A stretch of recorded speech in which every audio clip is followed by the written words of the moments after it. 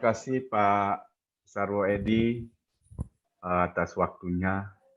Ini tadi Pak Alex sudah sempat mention ini episode terakhir dari seri pertama bisnis keluarga begitu. The beginning. Pak Alex hebat sekali, man. Hebat karena konsultan hebat. Bilang the beginning. Jadi itu kira-kira di sini Pak Sawiji, selamat malam. Pemilik acara berdua nih, Pak Alex sama Pak Sawiji. Lalu kemudian Malam. ada teman-teman beberapa pemilik bisnis keluarga juga hadir. Ada Pak Ketut Siaje. Beliau ini 10 tahun yang lalu saya banyak ngobrol dengan beliau karena kebetulan riset saya salah satu adalah di perusahaan beliau mengenai suksesi bisnis keluarga. Lalu kemudian ada Pak Peter, selamat malam. Ada Pak Pandu, ada pemilik bisnis malam keluarga. malam Pak. Malam Pak Peter. Malam Pak Nyoman. Ya, malam Pak Pandu. Semua malam semuanya. Salam sehat. Salam sehat Pak Peter. Ada Pak Glenn, sahabat saya. Ada Ibu Pamela, juga sahabat kita pemilik bisnis keluarga juga hadir di sini. Lengkap sudah sebenarnya teman-teman yang hadir. Mudah-mudahan kita bisa diskusikan. Malam, Pak. Bu Pamela, selamat malam. Kita diskusikan mengenai suksesi. Pak Fahri, mentor saya juga ada di sini. Selamat malam, Pak Fahri. Selamat malam. Kali ini di episode terakhir seri 1 kali ini kita akan membahas mengenai suksesi. Sebuah momok katanya bagi bisnis keluarga. Ada Pak Calvin sudah hadir. Pak Calvin juga pemilik bisnis keluarga, generasi kedua juga. Mungkin hari ini kita bisa ngobrolin beberapa hal berkenaan dengan suksesi. Pak Calvin, selamat malam. Suksesi adalah pembunuh terbesar bagi perusahaan keluarga. Itulah sebabnya saya tertarik waktu 10 tahun 2000 dan tahun 2008, 2007, 2008 saya mulai tertarik dengan benda ini, suksesi bisnis keluarga begitu. Sampai akhirnya saya melakukan research atas 130 bisnis keluarga. Bagaimana hasil riset saya nanti mungkin sekilas saya akan berikan gambarannya seperti apa suksesi tersebut berjalan. Sahabat bisnis keluarga yang baik, Bapak Ibu sekalian, baiklah saya mulai ngobrol saya dengan mungkin izinkan saya share screen gitu Pak Alex, Pak Edi.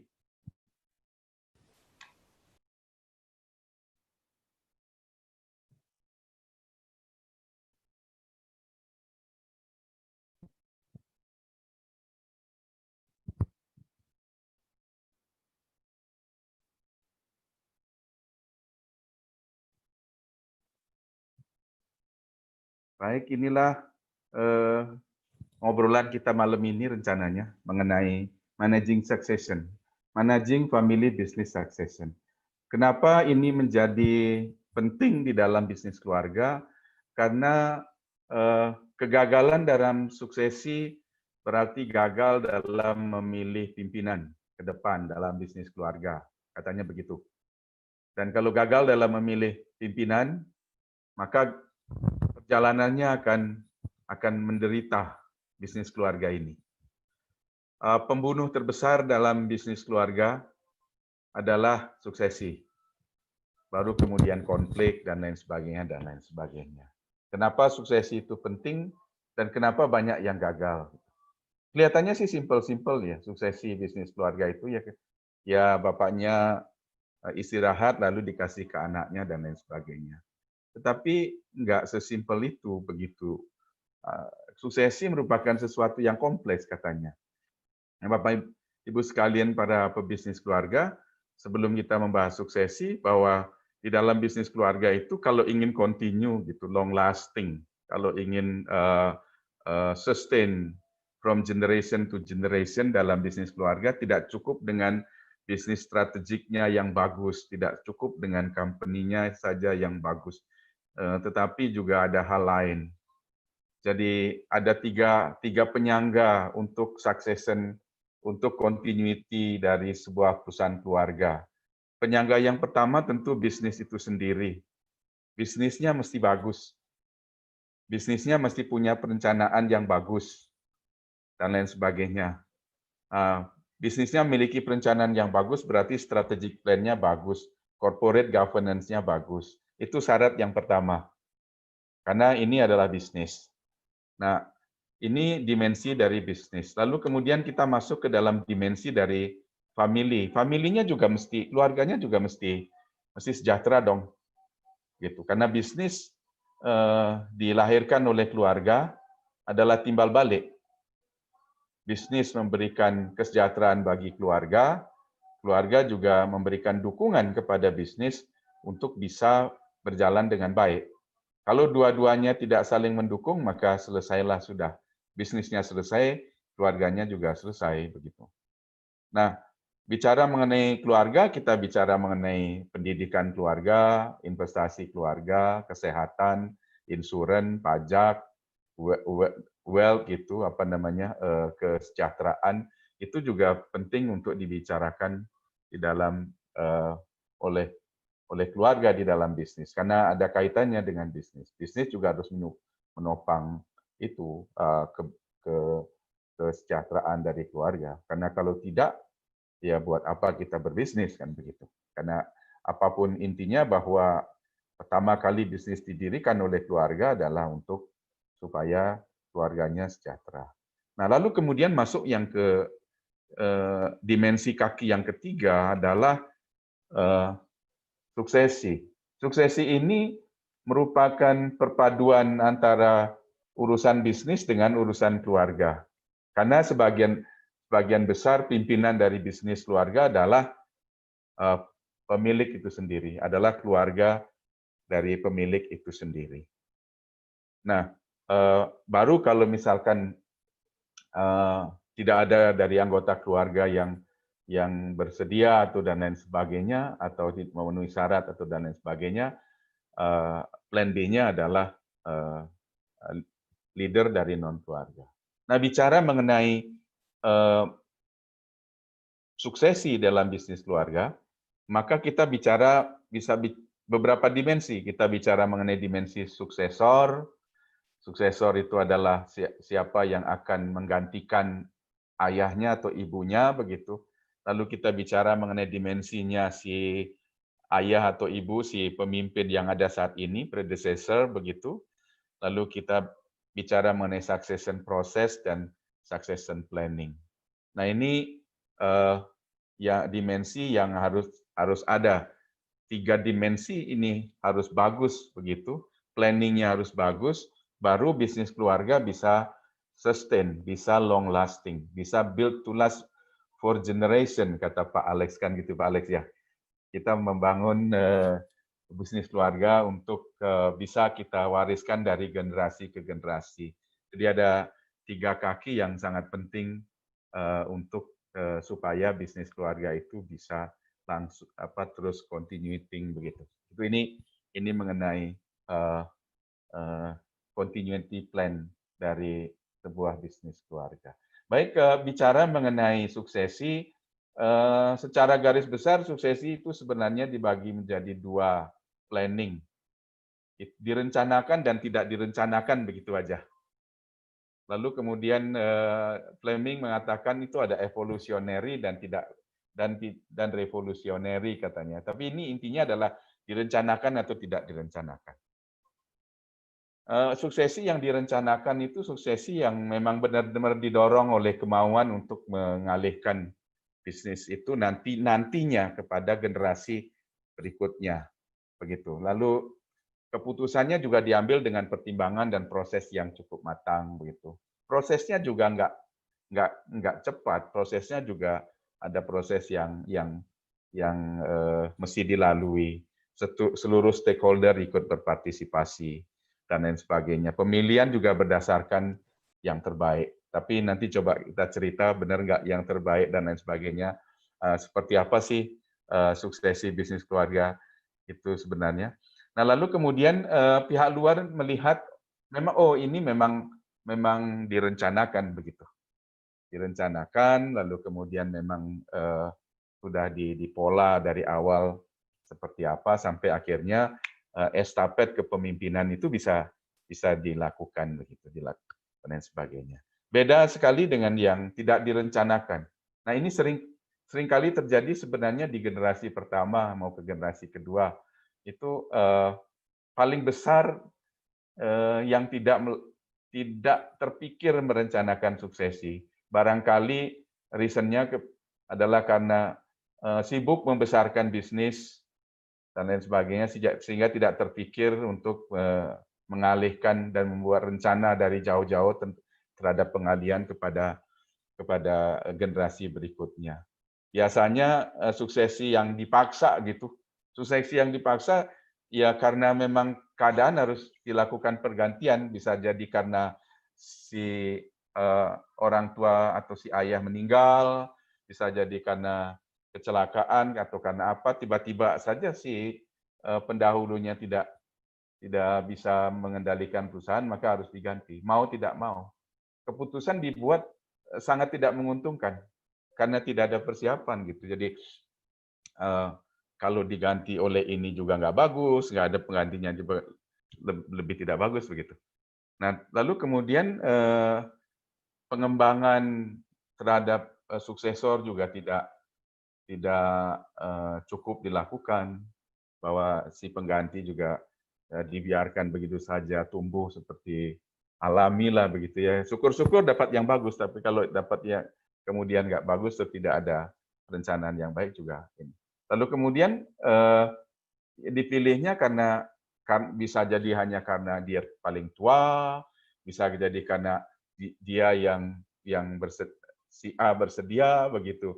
Jadi bukan karena kemampuan dari masing-masing suksesor yang dilihat, tapi lebih pada hal-hal lain begitu. Nah, ini sebenarnya ada dua hal yang terjadi biasanya di dalam succession planning. Ada suksesi yang benar-benar direncanakan dan ada suksesi yang tidak direncanakan. Kita bisa tahu lah, walaupun kadang-kadang orang bilang ya direncanakan juga belum tentu berhasil gitu. Ya sih, tapi nggak direncanakan jauh lebih susah berhasilnya kan begitu. Jadi kita pasti bisa tahu yang mana yang akan lebih smooth dalam pergantian kepemimpinannya di perusahaan keluarga. Nah, saya bilang bahwa tadi suksesi itu tidak sederhana. Suksesi itu kompleks, bahkan berdarah-darah. Bahkan seringkali berakhir di pengadilan begitu. Di pengadilan, berakhir di rumah sakit, berakhir di mana dan lain sebagainya. Macam-macam lah begitu kira-kira kalau tidak direncanakan dengan baik. Paling tidak ada 10 poin, 10 isu di dalam suksesi yang saya bagi menjadi 4 kelompok. Kelompok pertama adalah kelompok isu keluarga. Isu keluarga, lalu kemudian isu dari suksesor atau si calon penerus, lalu kemudian isu dari predecessor atau emak atau bapaknya begitu si pendahulu, dan isu terhadap proses dari suksesi. Baik, saya mulai dari isu family. Isu family ini juga sangat penting kaitannya dengan suksesi bisnis keluarga. Nanti di dalam riset saya akan kelihatan sekali bahwa peran keluarga itu penting. Ada 3 hal paling tidak di dalam isu family, di dalam suksesi kepemimpinan bisnis keluarga. Yang pertama adalah relationship-nya keluarga. Keluarga ini hubungan antar anggotanya itu cair nggak ya? Seperti yang saya bilang, cair itu kohesif nggak ya? Senyawa nggak keluarga ini? Semakin senyawa keluarga ini, maka mungkin semakin smooth perjalanan suksesi. Kalaupun toh terjadi perselisihan atau perbedaan pendapat itu kalau keluarganya cair gitu, kalau keluarganya kohesif begitu, senyawa, mungkin bisa dibicarakan dengan baik. Sama seperti waktu kita bicara konflik. Cohesion relationship yang bagus sangat penting di sini. Karena kenapa demikian? Karena suksesi mungkin akan membawa friksi-friksi, akan membawa konflik-konflik, akan membawa perbedaan-perbedaan pendapat dan lain sebagainya. Nah, itu yang pertama dari family yang penting. Lalu yang penting yang kedua adalah komitmen. Ada komitmen issue. Ini yang mesti dibicarakan sejak awal dari seluruh keluarga adalah komitmennya. Pertama, visinya. Ini perusahaan didirikan oleh Bapak dan Ibu sebagai pendiri untuk dilakukan, diteruskan dan diwariskan kepada anak cucu, atau hanya sekedar untuk hidupnya Bapak Ibu lalu habis itu terserah. Ini mesti dibicarakan. Oke, kita akan teruskan ini, kita akan wariskan ke anak cucu. Baik, kalau begitu mari kita sama-sama komit bahwa perusahaan ini kita akan teruskan. Kita akan pass on kepada generasi berikutnya. Oleh karena itu, mari kita rancang dari awal bagaimana mempass on-nya. Itu hal yang kedua, yakni komitmen dari keluarga. Lalu kemudian masih berurusan dengan keluarga pada poin 8 begitu, ada isu mengenai values. Values dari keluarga. Nah, values ini cukup juga memberikan nuansa di dalam perjalanan transisinya, terutama misalkan antara values antara generasi pertama ke generasi kedua. Nilai-nilai yang dianut generasi pertama ke generasi kedua ke generasi ketiga, dan lain sebagainya. Di dalam perjalanannya sebenarnya ada yang namanya generation gap terhadap values bisnis keluarga. Kenapa? Karena antara generasi pertama dan kedua atau kedua dan ketiga itu bisa jadi mereka dididik dan berada dalam pengalaman yang berbeda. Generasi pertama adalah orang-orang yang kerja keras, Rp1, Rp2 juga sangat penting. Lalu kemudian dia value kerja keras, kejujuran, dan lain sebagainya di situ ada. Generasi kedua adalah anak orang kaya yang sudah disekolahkan ke luar negeri, dan lain sebagainya, membawa nilai-nilai yang mungkin akan berbeda dengan generasi pertama. Apalagi sekarang kita dihadapkan pada generasi milenial yang antara generasi pendahulu dengan generasi berikutnya yang sekarang baru pulang dari sekolah itu punya values yang berbeda, punya cara kerja yang berbeda, dan lain sebagainya. Nah, ini juga mesti harus disamakan.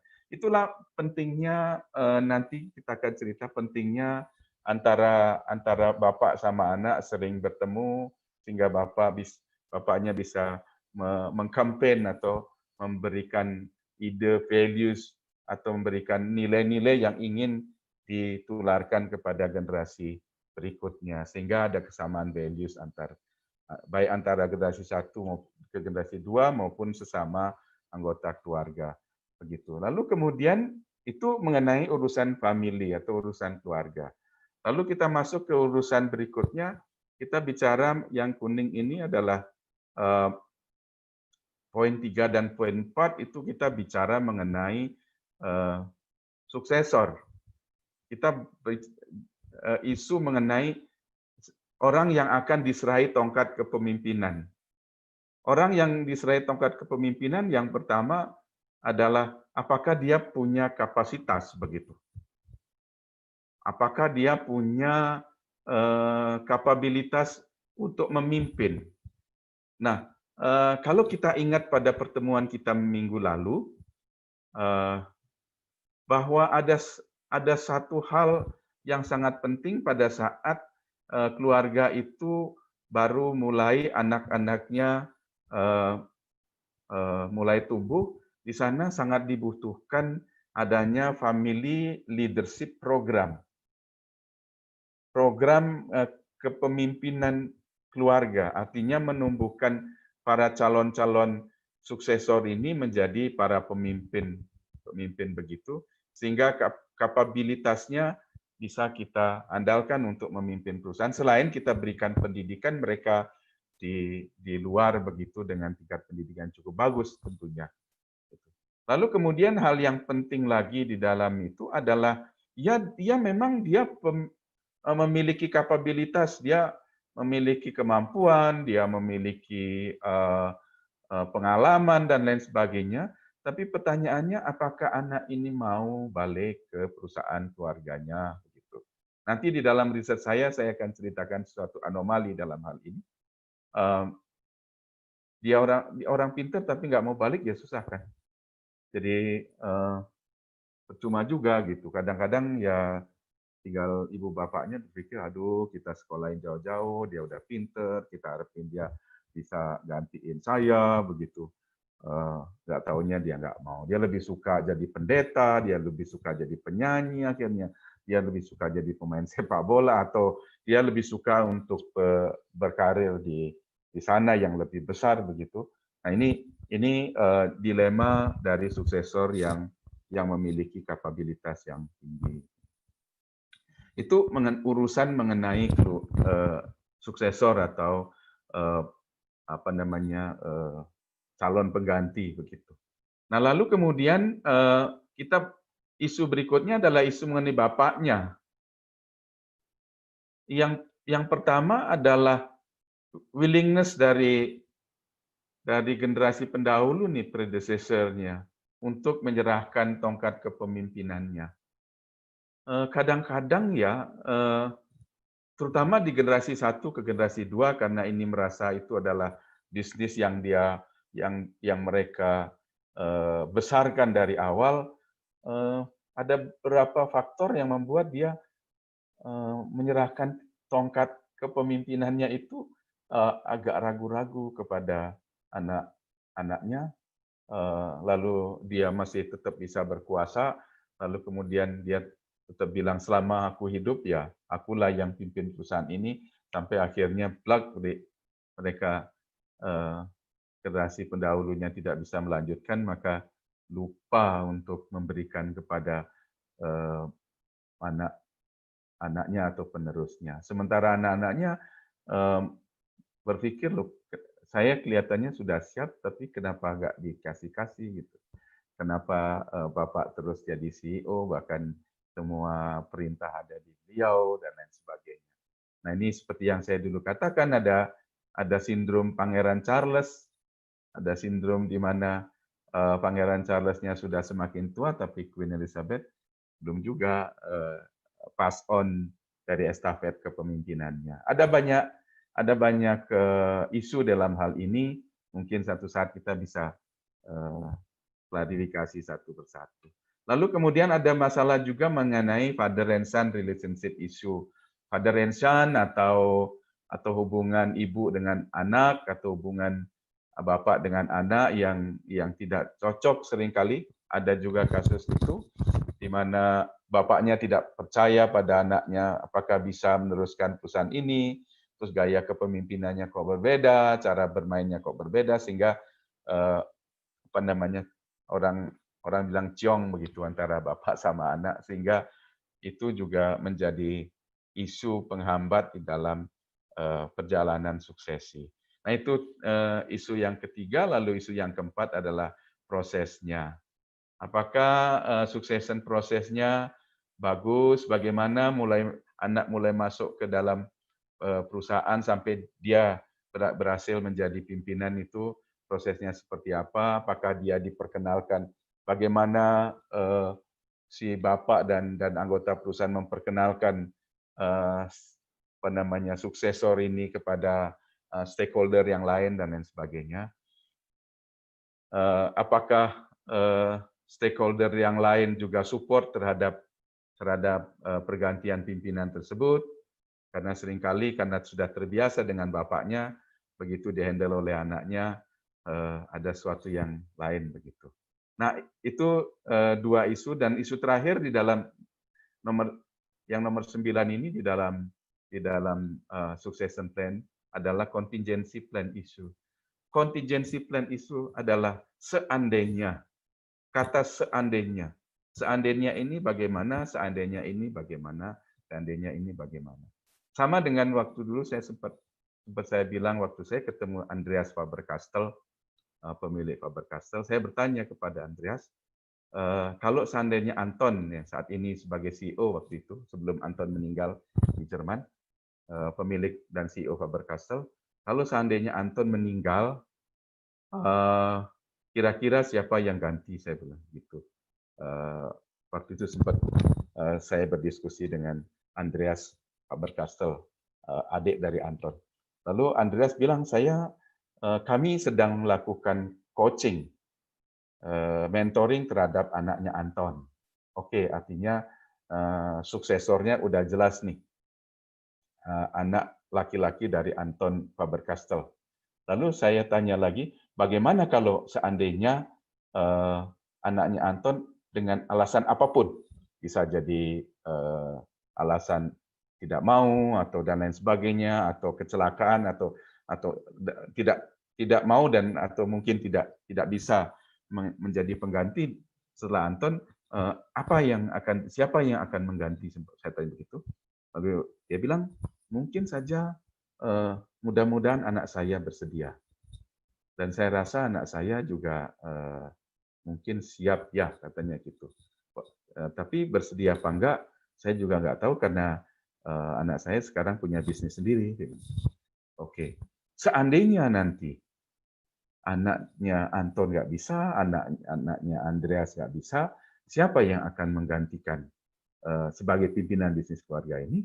Lalu dia bilang, hopefully salah satu dari direktur kita yang ada di headquarter bisa mengganti sementara. Nah, contingency plan ini juga isu yang penting di dalam perjalanan bisnis keluarga berhubungan dengan suksesi, begitu. Itu kira-kira. Lalu kemudian ada pola hubungan antara bapak sama anak begitu. Kita bicara proses suksesi. Ini mungkin boleh saya perkenalkan atau saya informasikan begitu. Kalau kita melihat grafik ini, kalau ini berjalan mulus, maka ada 4 tahap hubungan antara bapak sama anak dan bagaimana peran anak di dalam perusahaan setelah dia masuk dan bagaimana peran bapak setelah anaknya masuk begitu, atau calon suksesor lah paling tidak kita bilang begitu. Yang pertama adalah ini ada 4 tahap. Tahap pertama adalah tahap pemilik pengelola perusahaan. Nah, tahap ini tahap di mana anak-anak masih berada di luar, masih sekolah, masih belum sanggup lah, atau masih umurnya masih muda, sehingga perusahaan dijalankan sendiri oleh pendahulu begitu. Sampai satu titik di mana anak ini sudah mulai masuk ke dalam perusahaan. Begitu anak sudah mulai masuk di dalam perusahaan, maka ini dinamakan sebagai fase training development terhadap anak itu. Biasanya umurnya kurang 20 sampai 30 begitu, dia berada pada proses training development sampai 30-an tahun. Pada saat itu bapaknya mengawasi saja, membina begitu. Lalu kemudian fase ketiga adalah fase partnership. Fase partnership adalah fase di mana si anak sudah siap untuk memimpin. Mungkin bisa diberikan 1 atau 2 unit sebagai tanggung jawabnya, atau 1 departemen sebagai tanggung jawabnya, atau bahkan bisa di shadowing begitu dengan bapaknya, mengambil keputusan bersama-sama begitu di fase ini. Pada saat fase ini umur anak sudah antara 30 sekian ke 40 sekian, sudah mature lah. Dia sudah siap jadi pimpinan begitu. Sementara si bapak sudah mulai masuk 60 dan lain sebagainya. Di sini peran anak semakin meningkat dan peran bapak semakin turun begitu. Sampai satu saat ada fase di mana transisi dilakukan, tongkat estafet dilakukan ini, fase yang keempat begitu. Pada fase ini si pimpinan perusahaan sudah anaknya, bapaknya adalah advisor lah begitu. Lalu kalau ada apa-apa bisa ini ke bapaknya. Ini proses dari suksesi yang kalau misalkan bisa kita jalanin dengan baik, barangkali paling tidak ada pattern-nya. Tidak menjamin 100% berhasil sih, karena tapi ini jauh lebih baik daripada kita tidak memiliki program sama sekali. Nah, lalu kemudian kita bicara bagaimana peran si anak di dalam prosesnya sampai menjadi pimpinan. Di situ ada from helper to leader begitu. Ini kalau kita lihat fase 1 di mana anaknya sama sekali belum berperan, bapaknya semua yang berperan, lalu kemudian fase 2 anaknya sudah mulai masuk, mulai jadi kasir lah, atau mulai jadi diproduksi lah, begitu setelah dapat pengalaman dari luar tentunya lebih baik. Gitu. Lalu kemudian mulai diikutsertakan, membantu bapaknya, ini bapaknya seolah-olah adalah pimpinan dan pengaturnya begitu, monarkinya begitu, lalu kemudian masuk berikutnya, si anak sudah mulai bisa diberikan sedikit tanggung jawab sebagai manajer, bapaknya mengobserve, lalu kemudian anaknya dengan keberhasilan, dengan tingkat KPI yang ada, begitu anaknya sudah siap untuk jadikan leader, bapaknya menjadi konsultan. Ini mestinya berjalan dengan baik dan dilakukan tracking, artinya dilakukan program untuk gimana si anak bisa mengikuti ini lebih cepat dibandingkan orang lain. Jadi beberapa program-program percepatan juga perlu dilakukan gitu, sehingga pada waktunya nanti si anak sudah siap untuk menjadi pemimpin. Gitu. Sahabat bisnis keluarga, nah ini dia.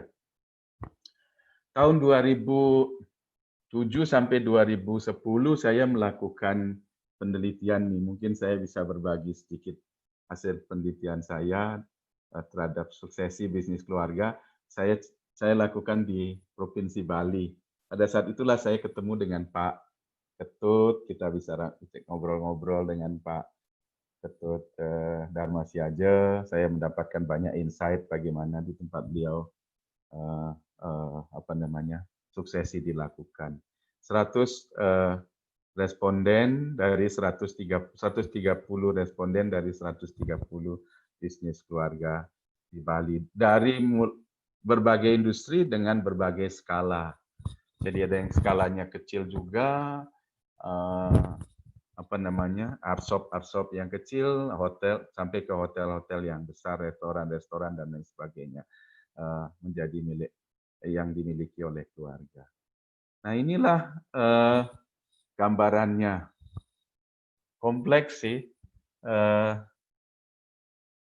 Apa yang mempengaruhi suksesnya bisnis keluarga? Yang pertama, saya menemukan di sana bahwa kekerabatan keluarga menjadi faktor yang sangat penting. Permisi sebentar.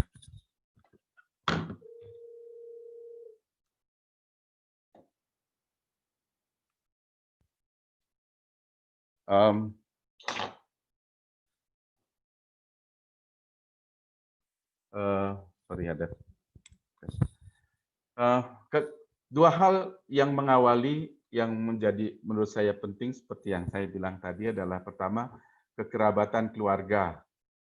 Kekerabatan keluarga itu kohesivitas keluarga. Apakah keluarga ini cair atau tidak? Apakah keluarga ini kohesif atau tidak? Adaptasi terhadap perubahan bagaimana, pembauran di dalam keluarga juga bagaimana, itu dan profil dari suksesor. Kekerabatan keluarga dan profil dari suksesor. Profil suksesor itu mulai dari tingkat pendidikannya, usianya, pengalaman di luar perusahaan keluarga, dan waktu. Mempengaruhi profilnya. Itu ukuran dari profilnya. Kekerabatan keluarga dan profil suksesor akan mempengaruhi komitmen. keluarga untuk meneruskan. Kalau keluarganya kohesif, keluarganya cair begitu, lalu kemudian profil dari suksesornya itu juga bagus, maka kemungkinan besar keluarga ini akan komit untuk meneruskan perusahaan tersebut dilanjutkan pada generasi berikutnya. Kalau seandainya dua hal ini tidak ada, keluarganya tidak akur, lalu kemudian suksesornya juga kurang memiliki profil begitu, maka komitmen keluarga menjadi kecil untuk meneruskan. Ya sudahlah, orang kita toh nggak begitu cocok usaha bareng-bareng begitu. Terus kemudian juga siapa yang mau lanjutin juga nggak ada. Ya kita habis ini kita jual aja, kita bagi-bagi warisan begitu. Kalau dua hal ini ada. Nah lalu kemudian kekerabatan keluarga ini juga berpengaruh terhadap kesediaan dari suksesor untuk meneruskan. Komitmen dari keluarga juga berpengaruh terhadap kesediaan dari suksesor untuk meneruskan. Ini menjadi kunci. Kesediaan meneruskan di dalam penelitian saya menjadi kunci utama apakah suksesi ini dilanjutkan atau tidak. Kalau tidak ada yang mau meneruskan, maka disinilah contingency plan harus dilakukan. Itu kesimpulan saya. Lalu kemudian teman-teman sahabat bisnis keluarga, ada hal yang anomali yang saya lihat, ada hal yang aneh yang saya temukan di dalam penelitian saya adalah semakin tinggi profil dari suksesor, semakin tinggi pendidikannya, semakin pengalaman di luarnya semakin bagus, itu semakin tidak mau dia meneruskan upaya usaha keluarganya. Kenapa demikian? Setelah saya melakukan interview kepada mereka yang mengatakan agak enggan begitu, rupanya dengan profil yang tinggi, dengan kapasitas yang tinggi, suksesor ini merasa enggak tergantung sama perusahaan keluarga. Saya bisa mendapatkan karir di tempat yang lebih bagus. Dia bahkan nggak mau pulang ke Indonesia dan lain sebagainya, atau pulang dia dapat jabatan yang bagus di tempat yang lain, merasa bahwa bisnis keluarganya itu kecil, sehingga dia nggak bersedia. Kecenderungan untuk ya disuruh ya nggak juga nggak apa-apa begitu. Nah, 2 menit lagi Pak Nyoman. Baik, ya saya tinggal satu slide ini Pak Edi. Nah, apa yang membuat suksesor yang dengan high profile tersebut bersedia untuk meneruskan perusahaan keluarganya? Yang saya lihat ada dua hal. Yang pertama adalah hubungan orang tua dan anak. Hubungan orang tua dan anak, semakin bagus hubungan orang tua dan anak, semakin tinggi rasa percaya diri anak untuk meneruskan perusahaannya. Ini yang saya temukan. Semakin bagus komunikasi antara bapak sama anak, semakin bagus pengakuan bapak terhadap anak, trust yang diberikan oleh bapak kepada anak, dan saling dukung mereka berdua, maka semakin mau dia meneruskan. Walaupun di luaran sana itu banyak karir yang bagus buat dia, tapi bapaknya masih bilang, ayolah nak, teruskan ini karena hanya you saja yang bisa meneruskan begitu, membawa usaha kita besarkan begitu. Lalu kemudian kalau dia juga melihat ada komitmen dari keluarganya, itu juga dia akan positif untuk kesediaan meneruskan. Lalu kalau di antara keluarganya itu juga rukun begitu, maka dia juga akan bersedia untuk meneruskan. Jadi kalau keluarganya nggak rukun, walaupun bapaknya hubungannya baik dan lain sebagainya, juga masih ada ya lanjutin apa enggak lah, atau kok aku di luar saja. Mungkin ini kasusnya Pak Ray. Barangkali hampir sama, tapi mudah-mudahan tidak seperti itu. Mungkin Pak Ray ada di sini bisa cerita nanti. Lalu kemudian kalau kesediaan meneruskan ini sudah firm, ini yang pertama nih, si anak bersedia meneruskan. Begitu satu, dan memiliki kapasitas. Tinggal lalu kita bicara perencanaan suksesinya. Bagaimana, apa alasan suksesi, bagaimana memilih suksesor, bagaimana proses antara bapak dan anak, pergantiannya, dan lain sebagainya. Lalu penanganan pasca suksesinya bagus, maka kinerja suksesi akan bagus.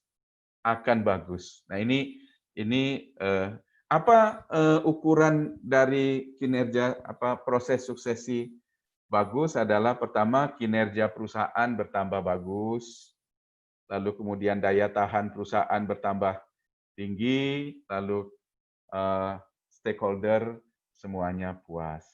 Nah, ini kira-kira gambaran dari proses suksesi yang sempat saya teliti, mungkin ini bisa dijadikan bahan untuk kita berbincang-bincang selanjutnya. Karena waktu saya juga habis, Pak Edi dan sahabat bisnis keluarga semua, terima kasih banyak. Nanti mungkin mari dibincang-bincangkan bersama-sama. Di sini ada banyak sekali teman-teman dari bisnis keluarga. Karena itu saya kembalikan ruang Zoom ini kepada Pak Edi. Terima kasih Pak Edi, selamat malam.